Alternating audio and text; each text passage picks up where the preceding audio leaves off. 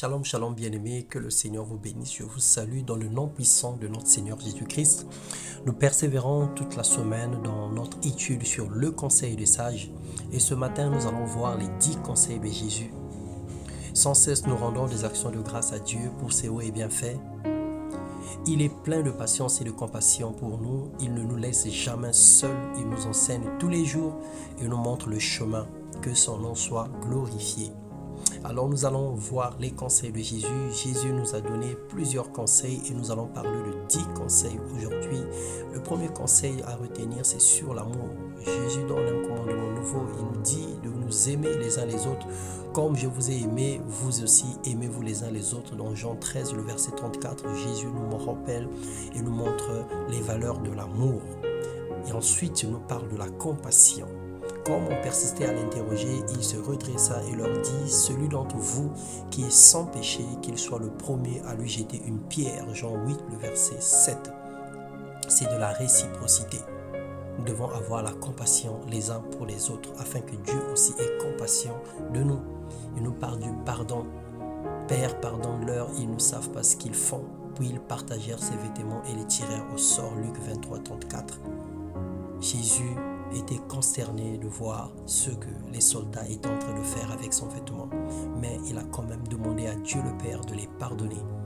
Il a demandé à Dieu le Père de ne pas les imputer cette faute parce qu'il était plein d'amour et de compassion les uns pour les autres.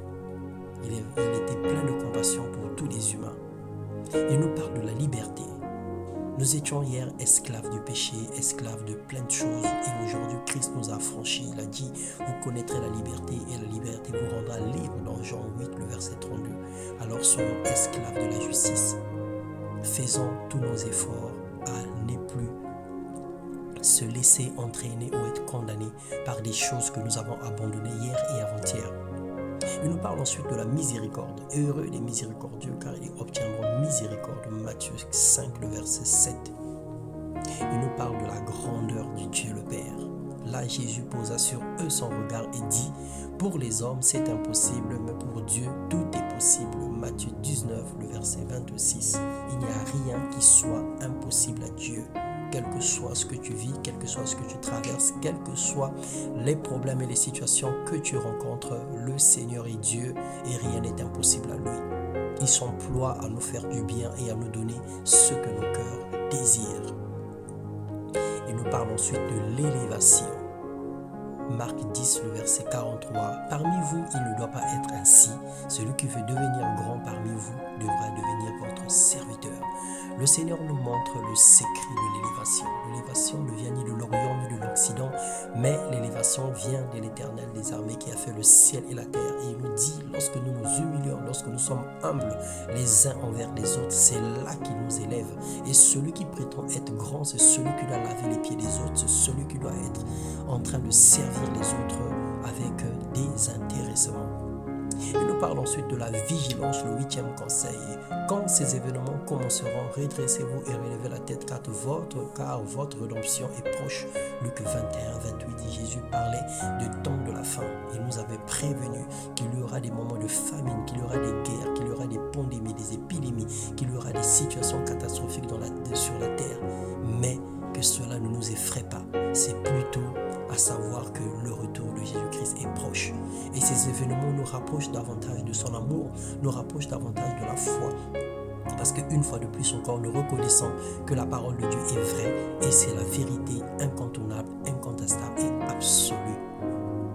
Jésus nous appelle. Le lendemain, Jésus décida de partir pour la Galilée. Il trouva Philippe et lui dit, suis-moi, Jean 1, 43. À cause de tout ce qu'il a fait pour nous, à cause de ce qu'il fait et continue à faire dans nos vies, le Seigneur nous appelle chaque jour, nous appelle à le servir, nous appelle à se repentir, il nous appelle à changer de position, il nous appelle à venir à lui, il nous appelle de faire sa volonté. Et le 10e conseil, Christ nous exhorte sur le salut. Celui qui croit au Fils a la vie éternelle. Celui qui refuse de croire, le Fils ne verra pas la vie. Mais la colère de Dieu demeure sur lui. Jean 3, 36. Le Seigneur ne force personne à se convertir, il ne force personne à l'appartenir, il ne force personne à devenir enfant de Dieu selon Jean 1,12, mais il nous exhorte et il nous avertit. Celui qui croit au Fils a la vie éternelle, mais celui qui refuse de croire ne verra pas la vie éternelle, il est condamné. Alors c'est un choix que tu dois faire, de marcher avec Christ ou de marcher par toi-même. C'est un choix que tu dois faire et le Seigneur ne te forcera jamais sur ce choix.